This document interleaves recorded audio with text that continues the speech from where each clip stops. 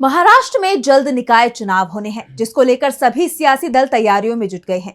ऐसे में शरद पवार और अजीत पवार के बीच नजदीकियां बढ़ती हुई दिखाई दे रही हैं। संकेत मिलने लगे हैं कि अजीत पवार चाचा शरद पवार के पास वापसी कर सकते हैं। इस बीच चाचा भतीजे के मिलन पर अजीत गुट के नेता का बड़ा बयान सामने आया है, जिसके बाद से हलचल बढ़ गई है।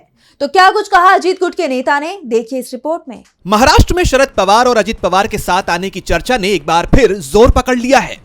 इस बीच महाराष्ट्र के पूर्व मंत्री और एनसीपी विधायक आतरम धर्मराव बाबा ने दोनों के मिलन को लेकर बड़ा बयान दिया है। उन्होंने कहा कि अगर चाचा भतीजा यानी शरद पवार और अजीत पवार एक साथ आ जाएंगे तो ये ना सिर्फ महाराष्ट्र के लिए बल्कि पूरे देश के लिए अच्छा होगा।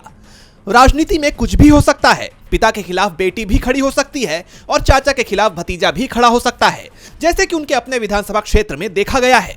एनसीपी विधायक के मुताबिक दोनों नेताओं का एक होना महाराष्ट्र की राजनीति को मजबूती देगा। अगर दोनों एक साथ आ जाएंगे तो ये बहुत बड़ी ताकत बनेगी। सांसद भी जुड़ेंगे, विधायक भी जुड़ेंगे और संख्या भी बढ़ेगी, जिससे राजनीतिक ताकत में इजाफा होगा। लोकसभा और विधानसभा क्षेत्रों के लोगों के काम होंगे।